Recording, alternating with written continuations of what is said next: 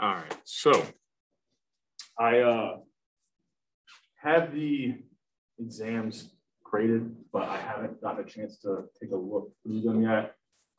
Just in terms of calculating the mean, making sure no one got put in the wrong form, which doesn't happen often. But before handing those back, I want to make sure everything's kind of squared away with those. So I'll have those Monday, and you should see the results Wednesday, and you should see the results pop up either this afternoon or at the very latest sometime tomorrow. Those should be up on Canvas. Okay?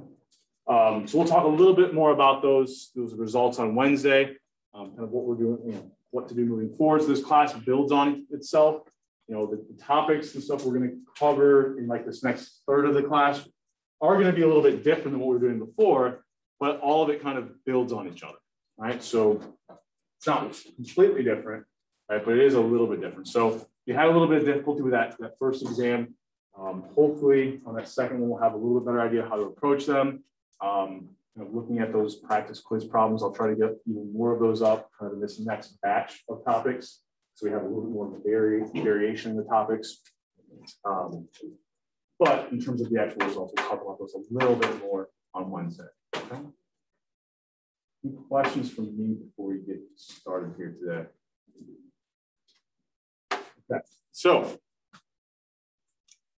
we are going to kind of transition a little bit. And we're really focusing on markets, right? And we'll come back to that in a week or two from now. We're going to kind of think a little bit less about consumers and a little bit more about the producers now. So firms. Okay? So we'll start talking today about costs, kind of some different variations of costs, and kind of how we calculate those costs and some of the features or traits of it. Okay? So the very first thing is going to be a sunk cost, right? So the idea of a sunk cost is that no matter what I do moving forward, that cost has to be paid, right? So if you think about a sunk cost, it's something that's already been paid.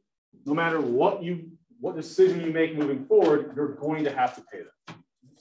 So this might be something like, if I'm a firm and I put some type of first, I pay the rent for my production facility the first month. It doesn't matter if I then decide to produce any units of that good, or if I produce 1 million units of that good. I'm going to have to pay the cost for that building either way. Or I have already paid the cost for that building either way. So it's going to be a cost that's already been paid no matter what I do moving forward. So no matter how much I produce in the future, I still have to pay, right, whatever the cost of that building is. A lot of people, I don't know, maybe you haven't heard of this term before, but it kind of permeates in a lot of other areas, like gambling is a main one, but people often fall victim to what they call the kind of sunk cost fallacy. Right? So another way of saying this is you chase good money or keep chasing bad investments or just more bad investments, right? So kind of give you an example of this, I think, or the other term, there's no use crying over spilled milk, right? Once it's already spilled, well, now we just have to make the decision kind of moving forward. We clean it up, we just leave it there, right? It's already been done, right? So this is the idea of a sunk cost, right? It's something that's already been paid. Okay? So I think the example, I like this example a little bit. So let's say you're going to a movie, and I don't know, this is probably shows that I haven't went to a movie since I was in high school. But let's say the ticket is $10, right? So you pay this $10, you're at the theater, right? You bought your ticket, you're walking kind of the theater, and you look down, I did my second example first. You enter the theater, you go to take out your $10 to buy the ticket, and you realize, I lost the $10 bill I had in my pocket. Right? Well, before you had decided it was worth $10 to go to this movie, and assuming that you don't have any type of budget or income constraints, right? It's not like you couldn't get another $10. Once you're there and you realize you lost $10, what you might do is, well, I don't have that $10 bill that was in my pocket, but maybe I'll just go over to the ATM, assuming there's no ATM fees, or ask my buddy, borrow $10 because you still should value going to that movie at more than $10. You made the decision to go there the first time, right? You thought before, I'm going to go to the movie. I know the ticket price is $10. I'm willing to pay that $10. But I already paid that $10. I lost it. That's a sunk cost. It doesn't matter if I turn around and go home or I stay at that theater. I'm still going to have to pay that $10 that I lost. Say pay it, but I lost it, right? It's gone. So I now have a decision. If I still value it $10, I'll somehow find another way to get either borrow from my friend, go to the ATM, and pay the $10 and go to the movies. Right? That still should be the optimal decision. I should ignore the fact that I lost the original $10, right? Because the marginal benefit of going to that movie is still the same to me, right? Still whatever it was before. I would still get the same benefit of attending, whether or not I lost this $10. Another way of thinking about this, right, is I already buy the ticket. So I get into the theater, I buy the ticket, I've spent the $10. I go to walk in, they're checking tickets, and I realize I've lost it somewhere. Somewhere between entering the movie theater and going to the actual place where they're taking the tickets. I've lost the ticket. So it's a sunk cost. I've already paid that $10, right? It's gone. If I still want to attend the movie, I have to buy another ticket. It's the same kind of idea as before. That cost has already been paid. If I still value seeing the movie more than $10, I should still be willing to then go and get another ticket. Like I said, assuming there's no budget constraints here. This is kind of the world we're living in here. Just a matter of going back into the ATM or going to my friend and getting another $10. So this is the idea that it doesn't matter how that cost was incurred, right? It's just that it's gone. I can't go back and get that $10 I lost, or I can't go back and find that ticket I lost. We'll assume they're gone. Right? So once something has been paid, right, it shouldn't factor into your decision-making moving forward. Right? Just because I lost that ticket or I lost the $10, the value of seeing that movie, the marginal benefit is still whatever it was before. So if I'm making decisions correctly based off of the marginal benefit and marginal cost of my actions moving forward, then I still should decide to then go get another ticket and attend the movie. Yeah.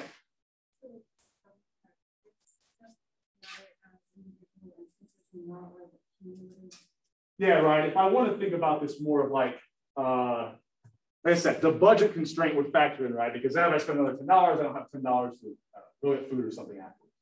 It's the idea that moving forward, I can do nothing to get that $10 back. So it's like my budget is now whatever, my budget is what I thought it was going to be anyways moving forward, right? So it's not that, so I understand what your question is. You're thinking about, if I lost the $10, but I only had $20 for the night, like I might start to then switch some things around. Maybe a better way to think about it is assume that the movie is always going to have the highest value for anything that you want to do in that day. And don't think about anything kind of outside of that one night. Because you're right, if I'm thinking about like the next week or something like that, yeah, we're thinking about in the moment there. So the corollary to affirm is, let's say I can produce 1,000 units, and I know that if I can sell those 1,000 units, right? I should have a decent example. So let's say I own a brewery, and I've got 1,000 six-packs that I can make in my bottle or canning area, whatever you want to call it. And I know that if I can sell those 1,000 cans, I can make, I don't know, we'll say $10,000 profit. So when I looked at the marginal benefits of selling those cans, the marginal costs of producing those cans, I know that the profit will be $10,000, right? If I can sell those 1,000 cans. So I start to run this production process. I get all the way through. I've got all my 1,000 cans. And then I test them. I realize something went wrong in the production process I didn't realize. And all these cans are like half full of air, right? So I know some that works at brewery, and this happens frequently. So you can't sell those because you're not only is it half a can, you're concerned with something about the process. I think you explained to me, it might really make people sick. So you cannot sell those cans. So I've now got 1,000 cans that I paid to produce, and I can't sell them. Well, that's a sunk cost. Moving forward, the next decision I have to make is, well, do I want to produce another 1,000 cans if I can correct this machine? Because I know that if I can produce a good 1,000 cans now, I can still get $10,000 profit. So moving forward, it's not like I should factor in those first 1,000 bad cans. I'm paying that. I'm paying to produce those regardless if I decide to produce another 1,000. Right? And so I'm strictly looking at the marginal benefits and the marginal costs moving forward from this point. Those sunk costs are in the past. They're paid no matter what I decide to do moving forward. So, if I factor in and say, well, I already paid, produce those first 1,000, so I'm not going to produce the next 1,000, which I know I can make $10,000 profit on. Well, why would you not do that? You're leaving $10,000 of profit on the table, right? You've got to ignore what went wrong before. Those are sunk costs. You cannot recover those. Okay? So that's the idea. Yeah. Yeah.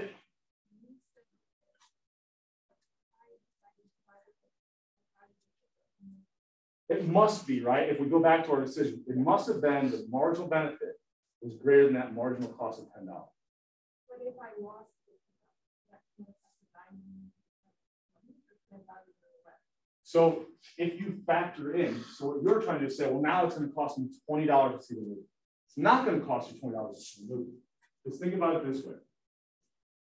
If you go to the movie, or so let's say go movie, go home after you lost that $10, right? If I decide to go to the movie, I have to spend another $10. So you kind of think about it as on that night, I've spent $20, right? Lost the original 10, spent another 10 to get my ticket. If I go home, I still lost that $10. So the additional cost to go to the movie is actually only $10, right? Because if I decide to go home, I'm still paying 10. If I decide to stay and buy another ticket, I have to spend an additional $10, right? My marginal cost of attending that movie hasn't changed. Before I lost the money, I was in a scenario like this. If I decided to go home, so let's say this was after I lost it. This was before I lost it. Before I lost it, if I would have went home, spent $0, right? I haven't lost the money yet. Before I lost the money and I decided to buy the ticket, I'd only have to spend 10. But notice in both scenarios, the marginal cost of attending the movie is exactly the same, right? After I lost the money, if I go home, I spend 10. If I stay and get another ticket, 20. So my additional cost of attending the movie is $10.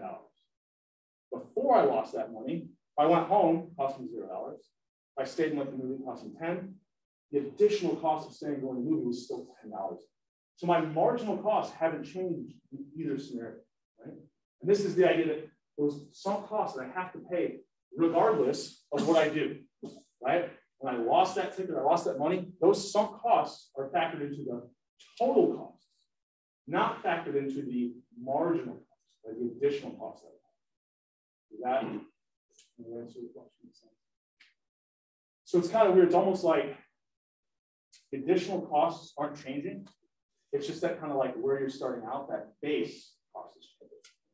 But that base, that shouldn't factor into the decision about the additional, or the marginal decision on the margin. Any other questions on that? We want to think about the brewery example. It was kind of like, if I decided not, like after I had that bad batch, let's say, I don't know, it cost me $1,000 to make it. Right? So if I decide not to put like, oh, I get the bad batch back, I'm done, right? I'm still out that $1,000. If I get that bad batch, I'm like, oh man, like this lost $1,000. But if I decide, oh, I got the machinery fixed, I'll produce another 1,000 cans. Well, now I get a profit. I think what I said was 10,000. So it's kind of like from that additional 1,000, I get that profit of 10,000. I'm still going to have that additional cost of that bad batch. So yeah, I'm not making as much as I could have if I didn't have that first batch go wrong, but I'm still a hell of a lot better off producing another 1,000 cans than just leaving and going home, right? So that's kind of the idea of sunk costs. They shouldn't factor into your decisions moving forward. Any other questions on that for you? And we'll revisit this probably like in a week or so. I'll factor into some of the things that we talked about. Okay?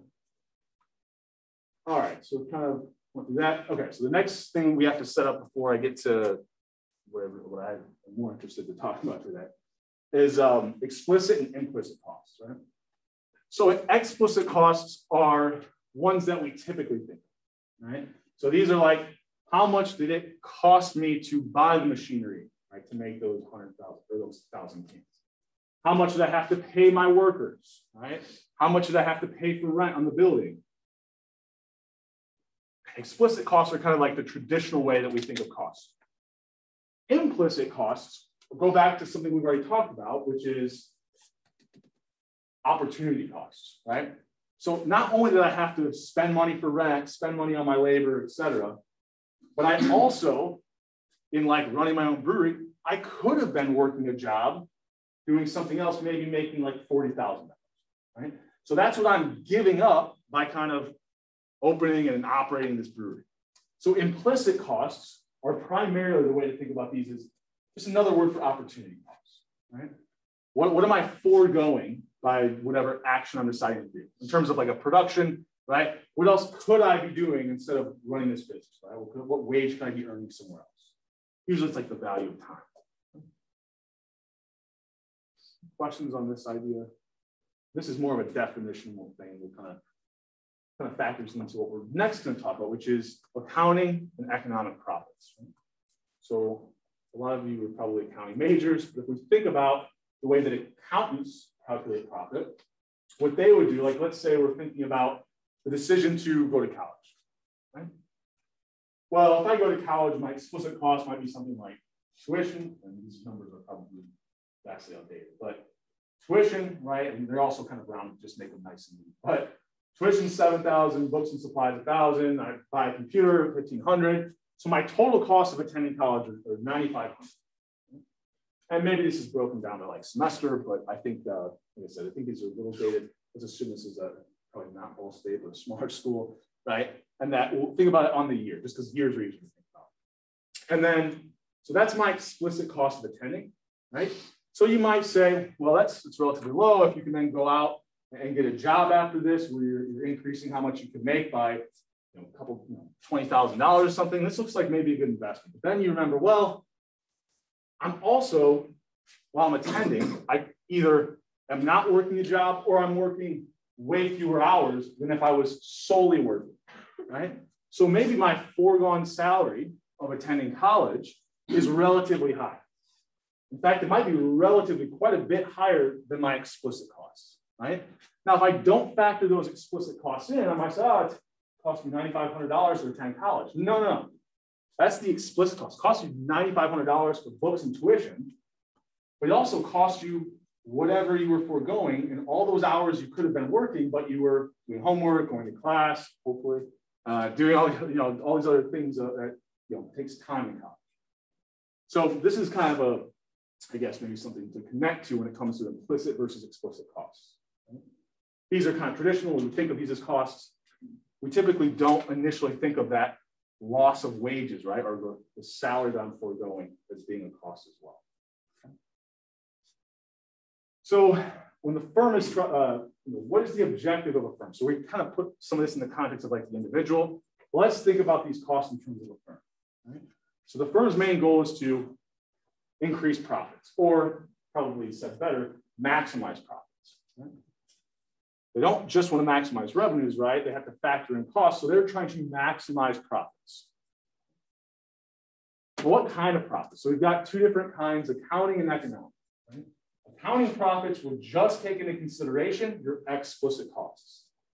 Economic profits take into consideration your explicit and implicit costs, right? So they factor everything in. So what firms are trying to do is not just maximize accounting profits, they're actually trying to maximize economic profits. Okay? For instance, let's say, I think I could open my own business and, I don't know, sell homemade jewelry or something, right? And I look at how much it's going to cost me in terms of materials, and I'm going to rent a little space and maybe pay for a website. And I figure out, well, it's only going to cost me like $1,000 a month. And I think I can sell enough product where I can make $2,000. So my accounting profit there would be $1,000 a month, right? The difference between my revenue and my costs, my explicit costs. but that's my accounting profit. So if I'm making $1,000 every month, right? But if I didn't run my own jewelry business, I could go out and get a job, and maybe I could make, you know, $3,000 a month at this job. Well, I'm foregoing those wages, right? So the rational thing to do, instead of working in my own business, we're not factoring in like joy of work. We're just strictly thinking about the monetary aspect. I'm only making $1,000 a month operating my own business, but I could be making $3,000 a month working somewhere else, then I'm actually kind of net out of $2,000, right? I could be making an additional $2,000. So my accounting profits there, I think about it, here's my revenue minus my explicit costs. Right? I said I could make $2,000 a month, and the materials and everything cost me $1,000. So my accounting profits, and I'll start shorthanding profits, by the way, using kind of pi, that number pi. That's just typically the notation used for profit. It's just convention. I mean, honestly, I don't know where it comes from. I just know that's just kind of how you always will see it. But if I wanted to find my economic profits, okay, I'd have my revenue minus my explicit costs. But I'd also have these implicit costs, which I said was that $3,000 I could be making working somewhere else, right? Or not operating my own kind of jewelry business. I have some in my life thinking how I did this. This is why I chose the jewelry business example. So, right, if I'm missing out on that, well, now what are my economic profits? And I'll get out of the way here in a second. Well, my economic profits are revenue of $2,000, explicit cost of $1,000, but now I have to factor in those foregone wages, right? So actually, my economic profits are actually negative. So a lot of times when we look at accounting profits for firms, it might look like they're doing pretty good, but if we factor in those implicit costs, we actually see that they're operating at a loss. And what this looks like in terms of like larger companies is something like if I'm using my facilities to produce one good, I'm foregoing producing a different type of good, right? And so maybe if I produce a different type of good, I can be making much more money, right? But if I don't factor that in, my books kind of look good because I'm making like a positive profit. When I think about what I'm foregoing, I'm actually operating at an economic profit loss. So I think I have here, right, kind of those definitions, where those economic costs include not just the explicit, but also the implicit costs as well. So I don't know bullets here. So what the firm should be doing is maximizing economic profits, and when they're making decisions, factor those implicit costs in as well. So if I'm thinking about the jewelry example like this, instead of owning my own business, only making $1,000 a month, I should go work with someone else where I can make $3,000. Questions on this idea of kind of economic versus accounting, implicit versus explicit? Is implicit always estimated?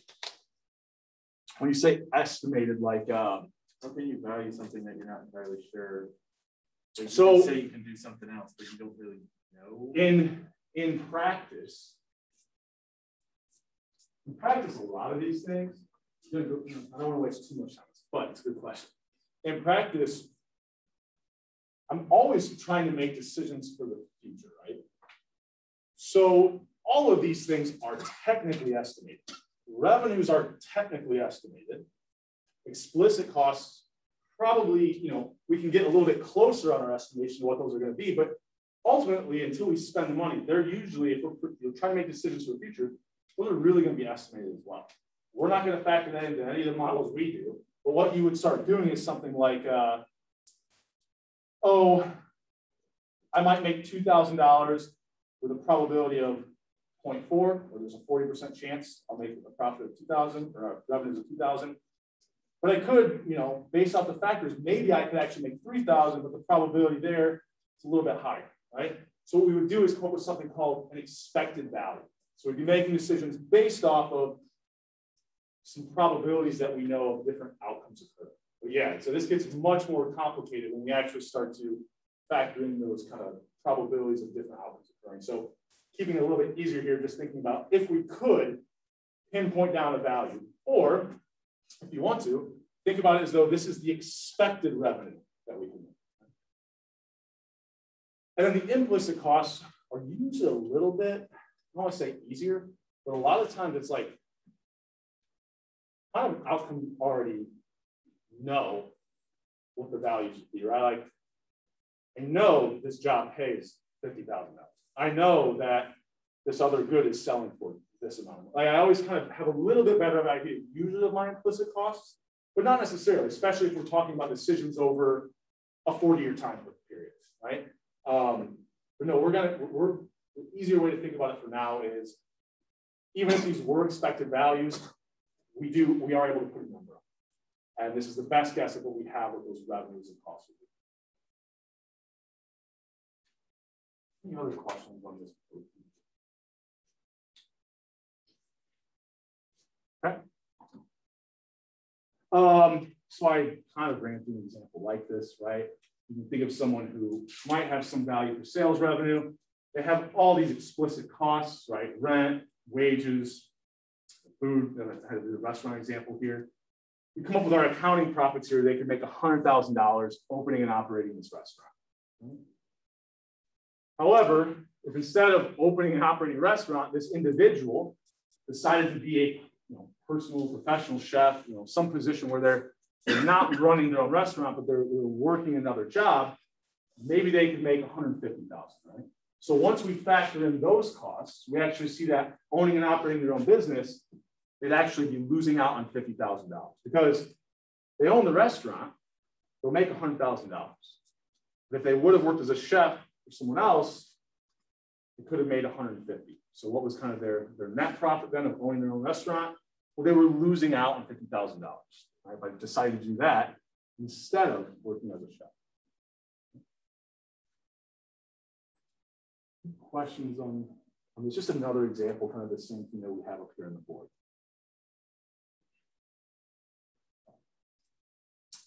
So in this case, owning the restaurant actually leads to negative profits. It wouldn't be what maximizes economic profits. So hopefully follow this a little bit. I'll probably help you out a little bit with these, but let's say you've got some office space and what your rent just increased by $500 a month. What is the effect on accounting profit and economic profit if you're renting this office space and the rent goes up by $500 a month? We've got different combinations here, right? Your accounting and economic profits, neither of them, or sorry, your accounting profits not change, economic profits fall by $500 a month. Your accounting and economic profits both fall, your accounting and economic profits not change, or do only accounting profits fall? Remember, economic profits included both explicit and implicit costs. Okay? So give you a little bit of time to kind of think about these. All right, so rent goes up. All right, so your costs are now $500 higher. What happens to all of your profit, your two different types of profits? You can talk to the people around you and give you like another minute and a half here.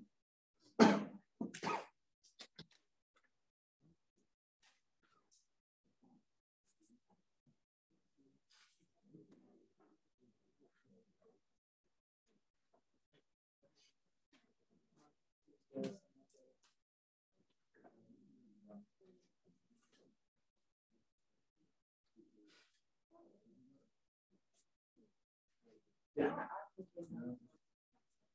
Is it one second. Let's try.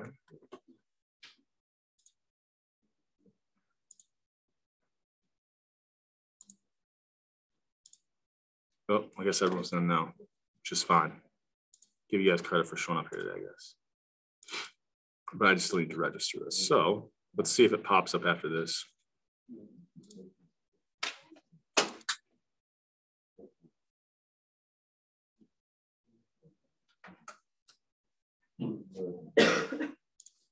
All right. Is it showing up now or no? Okay. So hopefully we all get this one right. So I already kind of showed it to you. We'll kind of talk through it. So the answer ends up being accounting and economic profits would both fall. So why do they both fall? Got the equations up here, right? Accounting profits factored into the explicit costs, but so do economic profits, right? So both of the explicit costs in both equations will go up by 500. Well, if costs go up by 500, our actual profits are going to go down by 500, right? If we're getting the same amount of revenue, but it now costs us an additional 500, well, that's going to eat into our profits.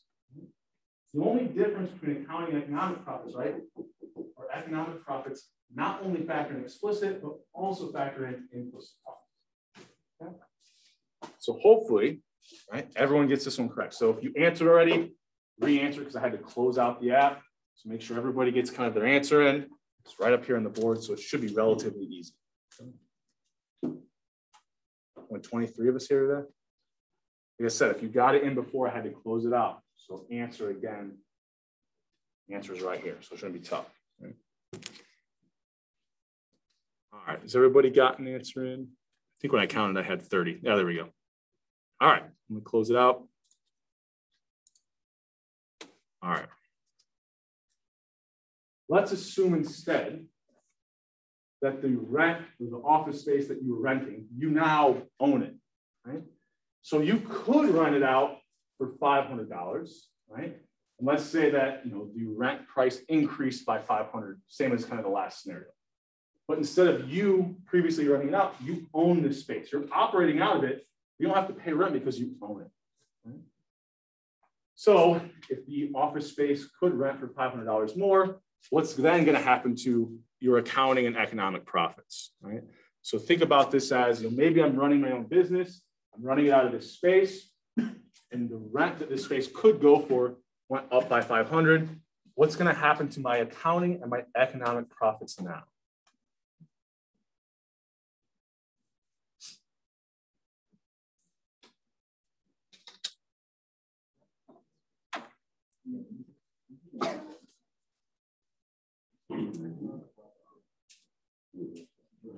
So I'm not renting it to someone else, but if I wanted to, I could get $500 more. I'm currently operating out of that space. So think about what we said, implicit costs or what I'm foregoing. Now I know this is hypothetical, but saying you could get $500 more, but wouldn't that be based off the opportunity cost? Think about it as the market rate for that space just went up by $500. But if you weren't renting it out prior. So before, let's say I could have rented it out for $1,000. Now I can rent it out for $1,500. I thought implicit cost was just based on opportunity cost. Therefore, if it's not worth renting it out for $1,500. I'm don't necessarily think that she's making, or he or she is making a rational decision. It's just that if they did decide to rent it out, that's how much they can get. Don't overthink it, right? Absolutely. So think about it this way. If I was owning my own restaurant, yeah, I could work as a chef and make $50,000. Right? Yeah. Let's say that the equilibrium wage for chefs increases, but I'm still operating my own restaurant. Well, now the foregone wages are maybe $60,000. So right, there was still a change there in what I'm foregoing, even though I might change my decision moving forward, but I'm just asking about before I make a decision moving forward, like what's happened to my costs in that moment. So in that scenario, would it be $60,000 that your implicit costs? Yep. Yep. Your total opportunity cost would be about $10,000. I forget what value I said, whatever it was. Yeah, whatever value I said before. Yeah. All right. So if you haven't gotten an answer in, take your best guess here. We got everybody. So try to explain this one in a couple different ways. Right? So if I own the space, right, and I could be renting it out to somebody else, and let's say before I could have rented it out for $1,000. my old implicit costs would have been $1,000 because by operating out of this space, I was foregoing renting it to somebody else. Right? If now the rental price in my area for a space of that size goes up by 500, well, now I'm foregoing not 1,000, but $1,500, right? So my implicit costs, what I'm foregoing, have increased, right? The rent for that space has went up by 500. My implicit costs have went up by 500 because I could have been renting that space out. Right? So my implicit costs have went up. So what's going to happen to economic profits? They go down. What's happened to my explicit costs? Well, I wasn't renting this space out. It's not like I was making money off this space before. It's not like I was paying rent at this space. So my explicit costs have remained unchanged. Because my explicit costs are things like, what were the example here? Maybe how much I was spending, I don't know, on staplers or whatever else I need for this office, right? Those haven't changed at all. The only thing that's changed is what I'm foregoing. I could have been renting this to somebody else. And those are the costs, that's what has increased. It'd be similar to the idea of, and I kind of was giving him, he was kind of a question. If I go to that example where someone owns their own restaurant and they're foregoing being a chef, well, if I own my own restaurant and nothing else changes, but that the equilibrium wage for a chef has went up from $150,000 to $200,000, well, my accounting profits of owning the restaurants haven't changed at all. My revenues and my explicit costs have not been changed at all by that equilibrium wage for a chef, assuming I'm not hiring chefs, I'm the chef at the restaurant. However, my foregone wages or my implicit costs have now went from $150,000 to $200,000. So the idea there is whatever you're foregoing, right, that should only be impacting your economic profits, not your accounting profits. So we have what there? Accounting profits shouldn't change, and economic profits fall by 500. Okay. Any questions on that? Yes. Say that again. So the only difference, if we want to think about, we're calculating profits, I think typically the way we think about it is how much money could I make selling something minus how much it cost me to sell that good. That's usually how we think about profits. So, the production process to make, we'll just use a stupid example, like 500 shirts, right? If it cost me $1,000 to make those 500 shirts, but I can turn around and sell them for $50,000, well, my accounting profits are $49,000. The difference between my revenue and my cost to produce. The problem is that doesn't factor in that instead of producing these shirts, I could have been working as a, I don't know, we'll say I could have been working as a lawyer, making $150,000 something, right? So yeah, I made $49,000 making shirts, but my economic profits, right, have to factor in how much I was not making by doing something else. So if instead of making shirts, I was working as a lawyer, right, this example is a little bizarre, but I'm just using it to make a point, right? If I'm losing out on that $150,000 salary, well, actually then making shirts, my economic profit isn't $49,000. It's $49,000 minus the $150,000 wage I'm foregoing. So the only difference between accounting and economic profits is economic profits factor in what I'm not doing, right? And the opportunity costs, right, are the costs I incur when I've chosen to do something. My opportunity costs are what I could have been doing elsewhere or otherwise. So are we all net negative $200,000 then? Since we're all not going to college for law? Well, so if you want to do the education decision, it becomes much more complicated, right? Because you're now not looking at like one snapshot in time. You're thinking about your lifetime. So you're not thinking about just my decision for this year. If you want to look at your decision for this year, yeah, for this year, you're all probably at an economic profit loss. I mean, I could almost guarantee it, right? Unless you're like on a full ride or something crazy like that. But even then, you're probably foregoing some higher wages where if you could work 60 hours a week. But in the long run, what you're doing, hopefully, the numbers play out, so I say hopefully, but this is what you're doing. You're taking, once again, hopefully 4 years, right, of economic profit losses because of why? For the next 40 years, you're going to hopefully have, you don't have any of those implicit costs anymore, right? You've got the job, a higher paying job.